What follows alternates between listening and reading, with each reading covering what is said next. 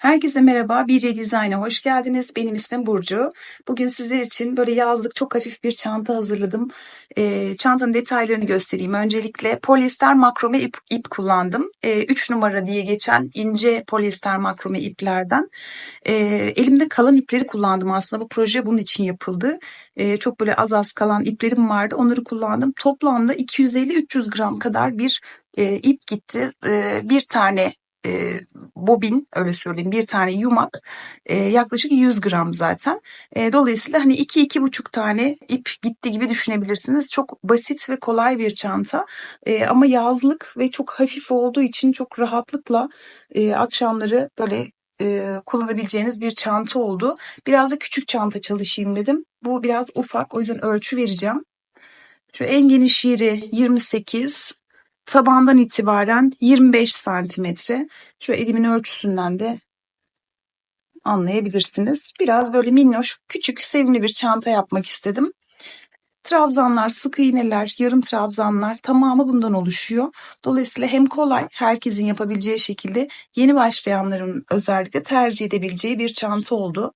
Sapları biraz böyle uzun yaptım. Saplarımızı da Angles kordon yaptım. Bunun da yapımını videonun içerisinde anlatıyorum.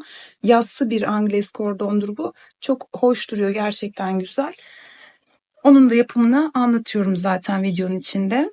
Şöyle astarlı, kendine göre ufak bir yine cep oluşturdum. Çıt çıtlı böyle bir çanta yaptım. İsterseniz bu kısmını fermuarlı da yapabilirsiniz ama böyle zaten çok sevimli oldu.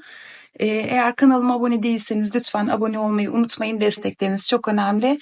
Eğer hazırsanız başlayalım. Elimde kalan, daha önce yaptığım projelerden kalan polyester makrome ipleri kullanarak yapacağım bu çantayı. Bir tane etiketli olandan göstereyim. Bunlar biraz böyle ince polyester makrome ipler. 3 numara olması gerekiyor. Evet. No 3 diye geçiyor. Bakın 100 gramlıktı bunlar. Ve böyle parça parça kaldı. Hangisinden ne kadar kullanacağımı da bilmiyorum. Bunları tüketmek istiyorum. Ve herhangi bir tanesiyle başlayacağım. Bu ipleri uçlarını yakmamız gerekiyor. Çünkü bunlar çok kolay sökülen ipler, bilginiz olsun. Ucunu yakıyorum.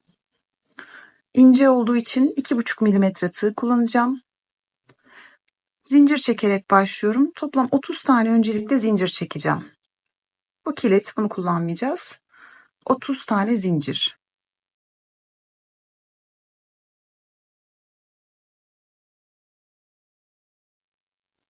Son zinciri bırakıyorum. Bir önceki zincirin içine girerek sık iğne yapıyorum. Toplam 9 tane bu şekilde ilk başta sık iğne yapacağım. 2, 3, 4, 5, 6, 7, 8, 9 tane sık iğne yaptım. İp alıyorum.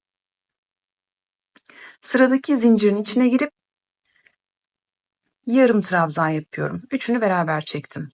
İp aldım. Aynısından tekrar yapıyorum. Sıradaki zincire girdim. Yarım trabzan yaptım. 9 sık iğne, 2 tane yarım trabzan. İp alıyorum.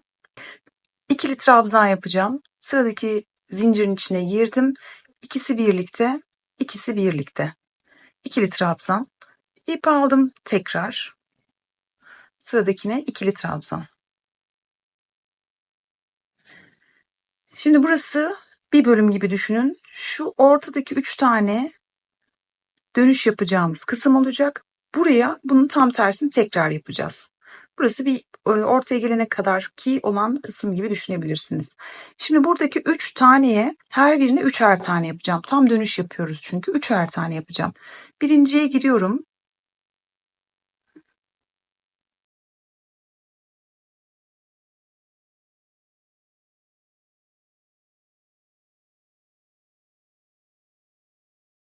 Üç tane yaptım.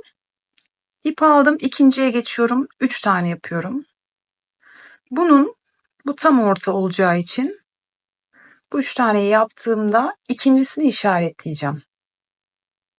Şöyle gösterelim. Şu anda örgünün tam orta noktasındayız. Öyle düşünün. O yüzden bunu işaretliyorum. Yani birinci üçlüyü değil, ikinci üçlünün ikincisini işaretliyorum. Şunu. Burası tam orta nokta çünkü. Bu sırayı bitirdiğimde tekrar göstereceğim.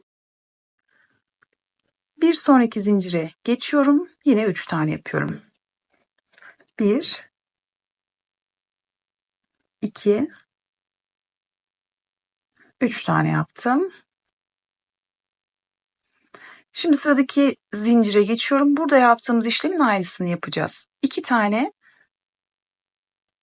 sıradaki 2 zincire 2 tane aynı yere değil. Bir trabzan birincisine yaptım. İkincisine yine trabzan yapıyorum. Sıradakine yarım trabzan. Sıradakine yarım trabzan ve 9 tane sık iğne yapıyorum. 1 2 3 4 5 6 7 8 ve 9. Şöyle tam tekrar göstereyim şekli. Böyle büyüteceğiz. Artırmalarımız hep orta noktada. Bakın burada ortadaki 3 tane de artırma yaptık. Geri kalanların hepsine birer tane yapıyoruz. 9 tane sık iğne, 2 tane yarım trabzan, 2 tane ikili trabzan. Sonra 3 3 3 yapıyoruz ve tam tersi işlemi uyguluyoruz. Bunun da tam orta noktasını, yani 3 3 3 yapmıştık ya. Üçlünün tam ortasındakini, ikincisini işaretliyoruz. Her sırada bu noktayı işaretleyeceğiz. Burası gördüğünüz gibi simetrik, şöyle tutarsanız tam orta nokta olduğu için orayı işaretliyoruz. Şimdi tekrar bir zincir çekerek üst sıraya çıkıyorum. Örgüyü ters çeviriyorum. Şimdi sadece arka taraflarını kullanarak yapacağım. Örgünün tersinde sadece sık iğne yapıyoruz. Hiçbir işlem yapmıyoruz başka. Her birine bir tane olacak şekilde sık iğne yapıyoruz. Bakın sadece arka tarafını alıyorum ve her birine bir tane sık iğne yapıyorum.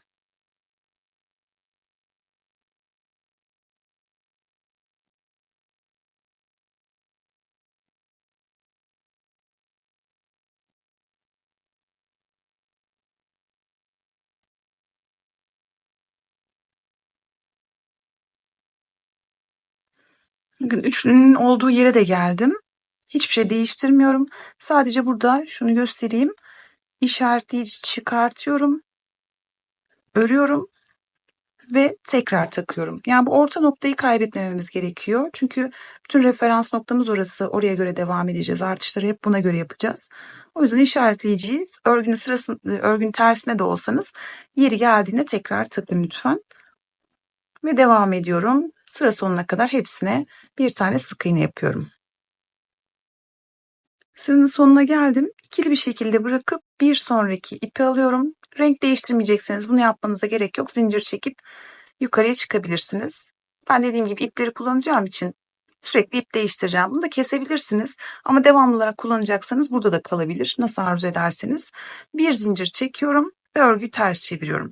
Yine sadece arka taraflarını kullanacağız. Şu noktadan, yani şu işaretleyicinin sağına ve soluna, buraya ve buraya gelene kadar, şu noktaya gelene kadar aslında işlemler benzer şekilde devam edecek. Birincisine giriyorum. Ne yapmıştık ilk sırada? 9 tane sık iğne yapmıştık. Yine 9 tane sık iğne yapıyorum. 2 3 4 5 6 7 8 ve 9. 9 tane sık iğne değişmiyor. 2 tane yarım trabzan da değişmiyor. 1 2 Hop. 2. 2 tane yarım trabzanda da bir değişiklik yok. Değişiklik olan şey artış yaptığımız için bir önceki sırada buradaki trabzanların sayısı, ikili trabzanların sayısı. Şimdi 2 tane normal sıradan trabzanımız vardı. Onları da yapalım. 1, 2. Normalde buraya kadardı ama biz artış yaptığımız için bu trabzanların sayısı artıyor şu anda. İp alıp devam ediyorum bakın. İşaretleyiciden bir öncekine gelene kadar devam ediyorum. Yani 2 değil artık 1, 2, 3 tane daha trabzan yapmam gerekiyor. Bunları da örüyorum.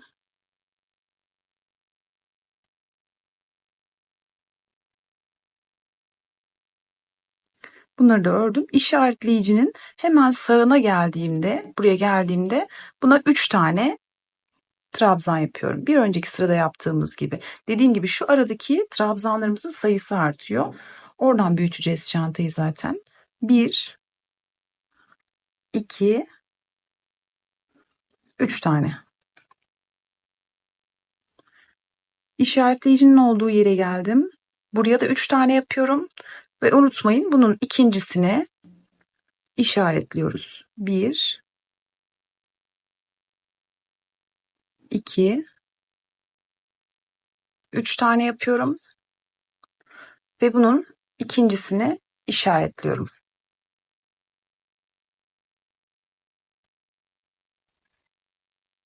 İşaretleyicinin solundaki ilmeğe de ne yapıyorduk? 3 tane yine trabzan yapıyorduk.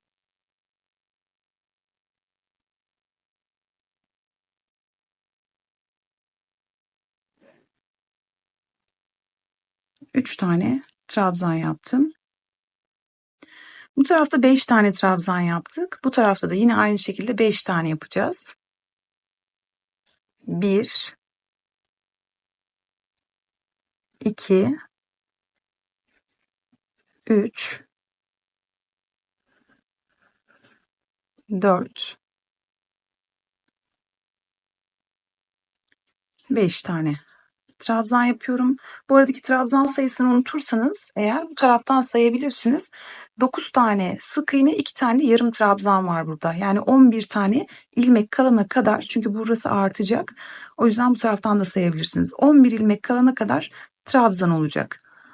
Devam ediyorum. 2 tane yarım trabzan yaptım. 9 tane de 2, 4, 6, 8, 9 tane de sık iğne yapıyorum. 1, 2, 3,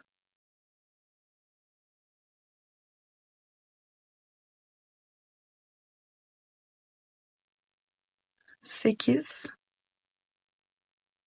9. Bir zincir çekip geri dönüyorum. Yine hepsine birer tane sık iğne yapacağım arka kanatlarını kullanarak. Buradan alıyorum. Artırma eksiltme yapmadan her birine sadece bir tane sık iğne yapıyorum.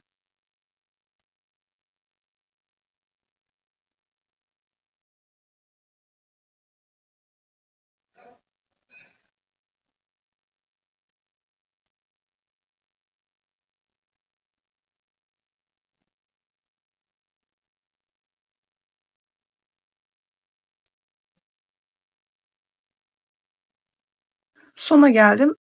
Yine 2 sıra ördüğüm için renk değiştireceğim.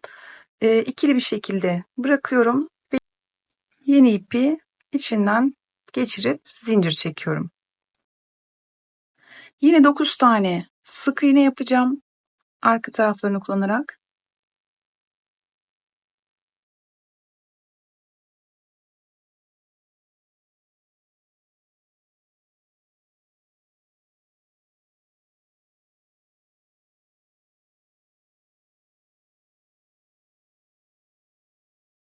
Dokuz tane sık iğne, 2 tane yarım trabzan. Şimdi trabzan yapmaya başlıyorum. Bir önceki sırada 5 tane yapmıştık. 1, 2,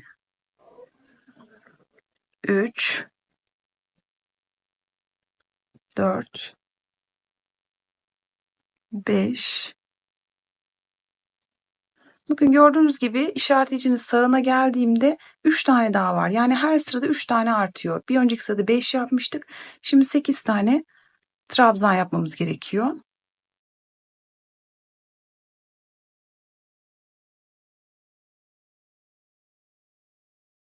Ve yine 3 tane aynı noktaya işaretleyicinin sağına 3 tane trabzan yapıyorum.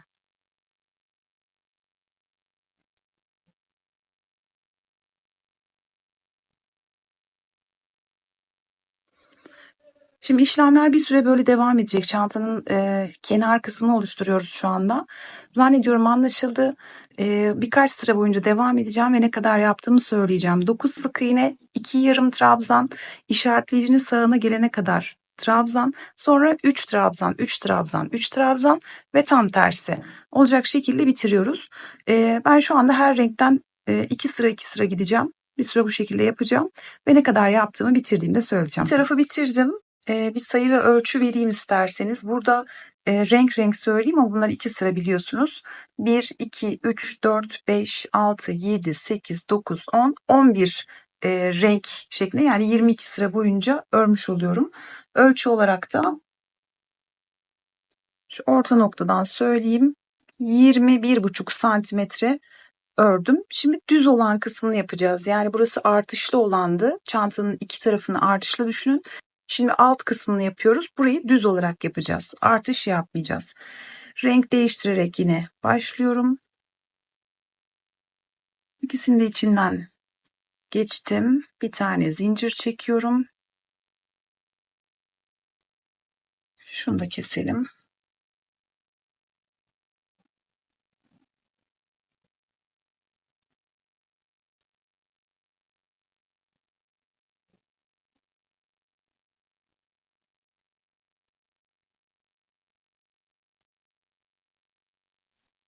Şimdi yine aynı şekilde 9 tane sık iğne ile başlıyorum.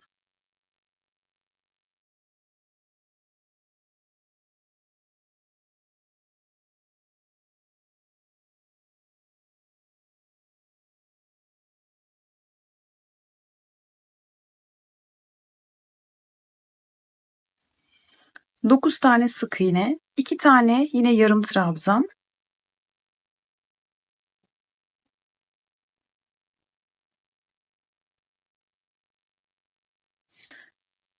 Ve diğerlerine ikili trabzan şeklinde devam ediyorum. İşaretleyicinin olduğu yere geldim. Şimdi bir buradan bir buradan bir de kendisinin işaretleyicinin olduğu yerden artış yapıyorduk biliyorsunuz. Düz olarak devam edeceğimiz için artış yapmıyoruz artık. İşaretleyici buradaydı. Hemen öncesine sadece bir tane yapıyorum. İşaretleyicinin olduğu yere bir tane yapıyorum. Ve aynı yere tekrar işaretleyiciyi takıyorum. Bu daha sonra çantanın diğer tarafında azaltma yaparken işimize yarayacak. O yüzden bunu takmaya devam edelim. Ama artış yapmıyoruz, gördüğünüz gibi sadece bir tane yaptım ve geçiyorum. Diğerlerine de tek yaparak devam ediyorum. 11 tane kaldı. Yine aynı şekilde bitiriyorum. Yani 2 tane yarım trabzan ve diğerleri 9 tane sık iğne.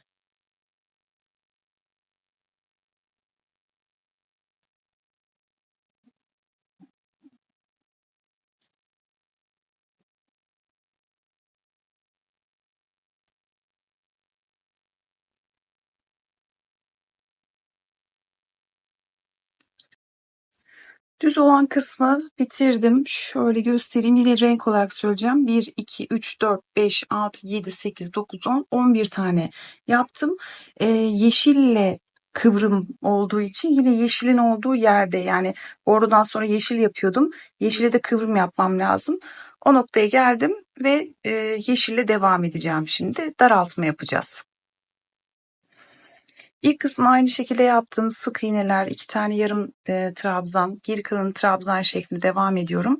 Şimdi işaretleyicinin olduğu bu noktada şunun da hatırlatmasını yapayım. İşaretleyici düşerse eğer ilmeklerin tamamını sayıp tam orta noktasına tekrar takın. Bir kere başıma geldiği için onu da hatırlatmak istedim. Şimdi son 1, 2, 3, 4 tane kalana kadar yapıyorum. Yani şu ilmeği de örelim. Burada 4 tane kalacak. 1, 2, 3, 4 tane. Şimdi eksiltme yapmaya başlıyoruz. İpi alıyorum. İlk ilmeğin içine girip trabzanın yarısını yapıp tığımda bırakıyorum. Tekrar ip aldım. Sıradakine girip ilmeğin yarısını yapıp bıraktım. Bir kez daha yapacağım. İkili bir şekilde alıp bırakıyorum. Tığımda toplam 4 tane ilmek var. Hepsinin içerisinden geçiyorum. Bu şekilde üçünü bir taneye düşürmüş olduk. Şimdi işaretleyicinin kendisi, sağı ve solu, bu üçünü de beraber alacağız.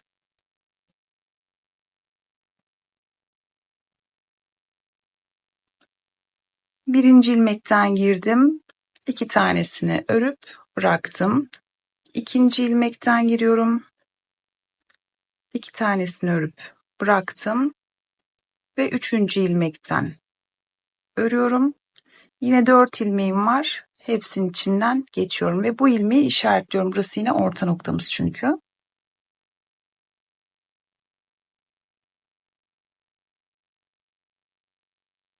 Sonraki 3 taneye de aynı işlemi yapacağız. Birinciden giriyorum. İkinci ve üçüncü. Üçünü tek seferde topluyorum. Kaldığım yerden devam edeceğim. Trabzanları yapıyorum. İkili trabzanları ve sık iğneyle bitiriyorum. Tekrar üzerinde sık iğne sırası var biliyorsunuz. Sonra beyaz ipe geçiyorum. Aynı şekilde yapacağım. Orada bir kez daha gösteririm. Bir üst sıraya çıktım. Dediğim gibi ters bir sıra sık iğne sırasında yaptıktan sonra beyaza geçtim. Yine aynı şekilde 9 tane sık iğne yaptım. 2 tane yarım trabzan ve trabzan yapmaya devam ettikten sonra son 4 tane kalana kadar örüyoruz. Son 4 tane kaldığında yine aynı şekilde birincisinden 2 tane çekiyoruz.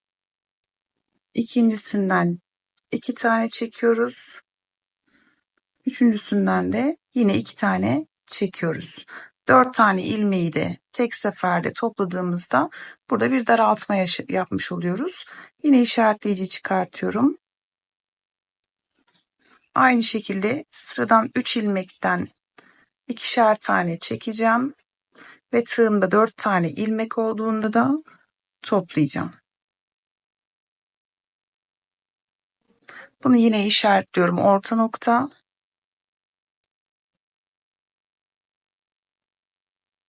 Sıradan 3 tane yine daraltıyorum.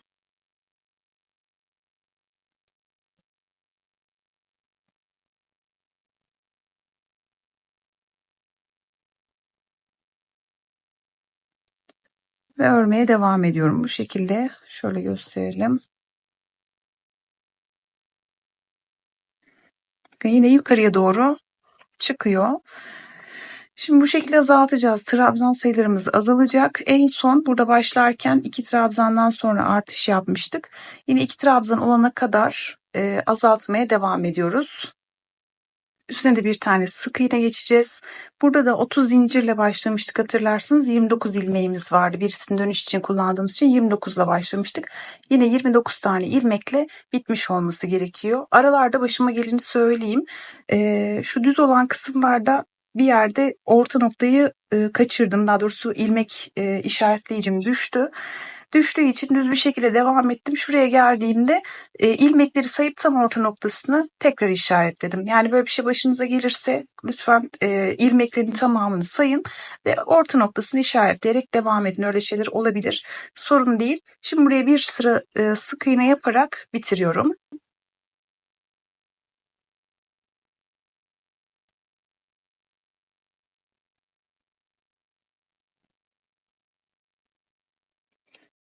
Bir tarafın işaretlemesini yaptım. Diğer tarafı da size göstereceğim. Aşağıda tam orta noktayı buluyorum. Şurası ve yukarıdan işaretliyorum onu. Buradan kaç tane? Tabii sizin sayınız farklı olabilir ama 1, 2, 3, 4, 5, 6, 1, 2, 3, 4, 5, 6. Tam orta noktayı buluyorum, işaretliyorum. Bu tarafa doğru da şöyle yaptım. 1, 2, 3, 4, 5, 6, 7. Yedinciyi alıp şu şekilde orta noktaya gelecek şekilde katlıyorum. Şuradan tutturalım öncelikle.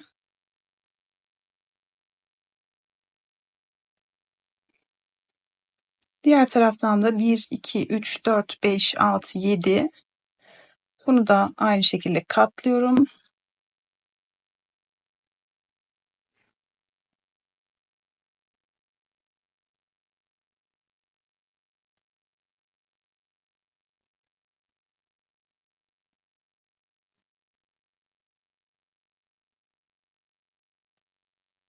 Evet, şeklimiz şöyle olacak. Şuradan uç noktadan başlayarak burayı birleştireceğim. İpimi geçiriyorum. Bunu da içeride yürütelim. Şimdi aynı noktaya sık iğne yaparak başlıyorum.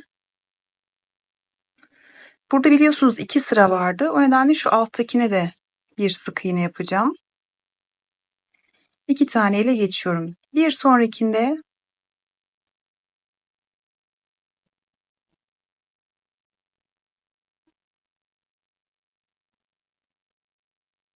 bir, şu alttaki boşluğa 2. Sırayla işaretleyicinin olduğu yere kadar devam edeceğim. İşaretlediğim noktaya geldim. Tam şöyle duracak. Burada üçünü birlikte alacağım. Şu şekilde göstereyim. 2 tane buna yapmıştım. Beyaza geçiyorum. Bakın birincisini aldım. Ortadaki şuradan göstereyim. Ortadan giriyorum. Bir de en sondan girip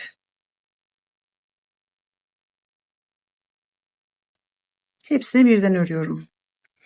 Bir sonrakine geçtim. Şu aradakini de alıyorum. Son kısmını da alıp örüyorum. Çıkartayım.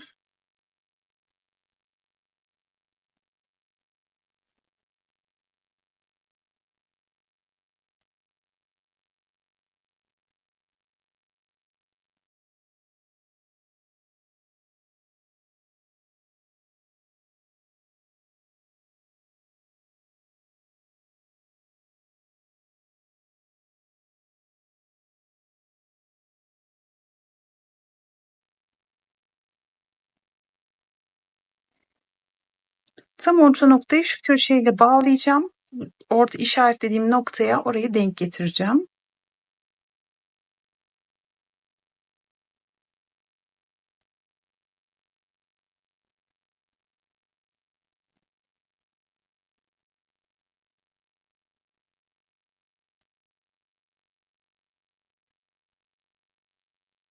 Bu şekilde birleştirdim. Bir tane işaretleyicinin olduğu yere yapıp sonra diğer tarafı birleştireceğim. Şimdi diğer tarafı birleştiriyorum. Köşe noktadan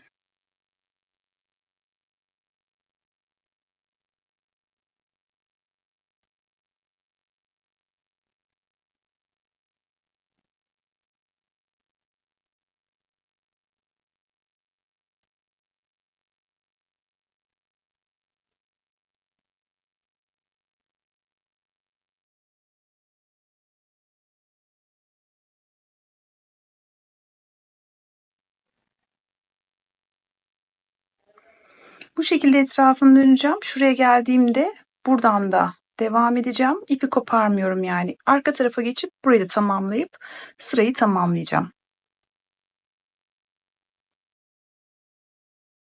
Köşeye kadar geldim.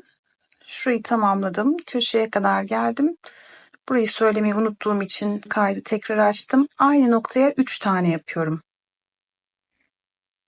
3 tane aynı noktaya yapıp sıradan devam ediyorum.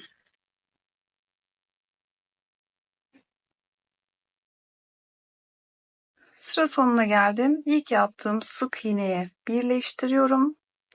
Bir zincir çekiyorum. Şimdi buranın geniş olmasını isterseniz eğer, bu kısmın daha geniş olmasını isterseniz birkaç sıra devam edebilirsiniz. Ben ters sık iğne ile bitireceğim. Terse doğru bir sık iğne yapıyorum. Bir tane atlıyorum, sıradakine giriyorum. Sık iğne yapıyorum. Bir tane atlıyorum, sıradakine giriyorum ve sık iğne yapıyorum.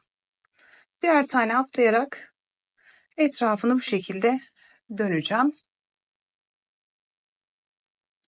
Şimdi çantanın sap kısımlarını yapacağım. Tam bu sivri olan noktaların uç kısmından, buradan sivri olan yerden başlayacağım. Fakat angles kordon yapacağım ama biraz farklı olacağı için şöyle yapalım. Örneği, yani çantayı ters tutun lütfen. Yani iç kısmı size baksın, o şekilde söyleyeyim. En sivri olan noktaya giriyorum. Yani ikili girelim, daha sağlam olsun. Ucundan da bir miktar bırakıyorum. Onu içeride yürüteceğim iyice sağlamlaştırmak için. İp çekiyorum. Zincir yaptım. Aynı noktaya tekrar giriyorum. Ve sık iğne yapıyorum. Şimdi hafif şöyle döndürelim. İlk girişimiz birazcık çantayı da kullanarak olacak. Normalde gireceğimiz yer şurası. Bakın. Sık iğnenin Sık iğnenin altındaki şu nokta. Ben biraz daha sağlam olmasını istediğim için şuradan bir ilmek daha alacağım.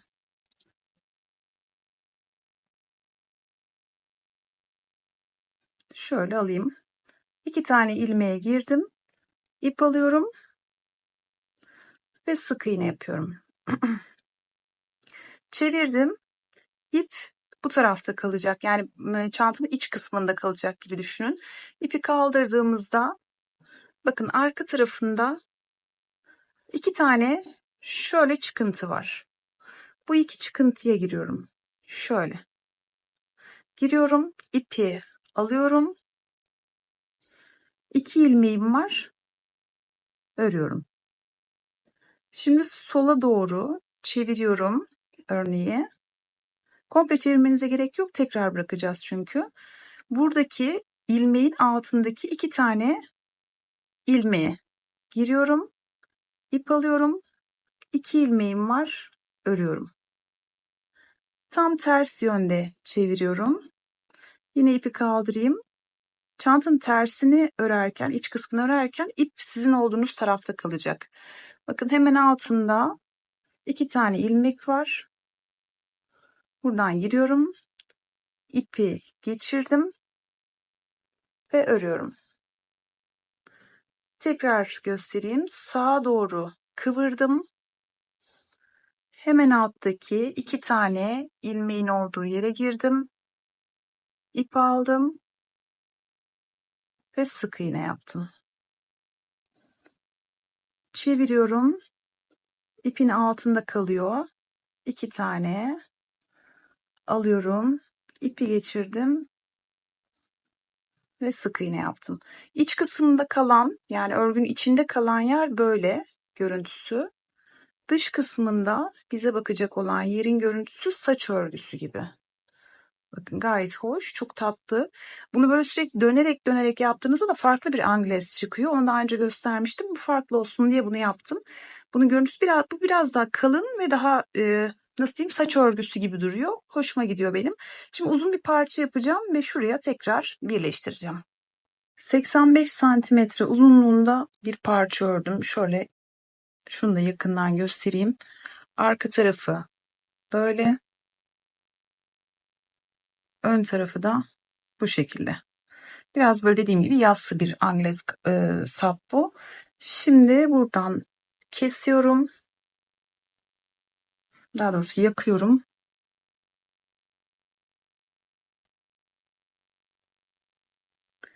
ilmeği çıkartıp iğneye takacağım.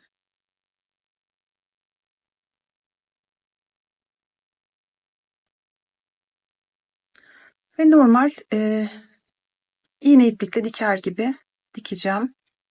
Şöyle düzeltiyorum sapı.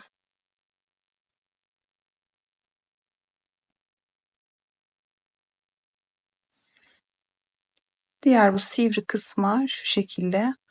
Şurayı tekrar düzelteyim. Evet. Buradan dikiyorum.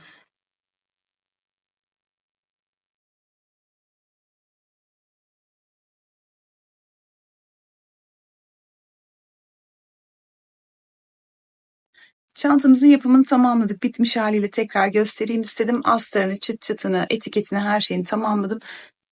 Gayet güzel bir çalışma oldu. Umarım sizler de yapar ve güzel günlerde kullanırsınız. Kanalıma ücretsiz abone olabilir ve beni destekleyebilirseniz çok sevinirim. Kendinize çok iyi bakın. Bir sonraki videoda görüşmek üzere. Hoşça kalın.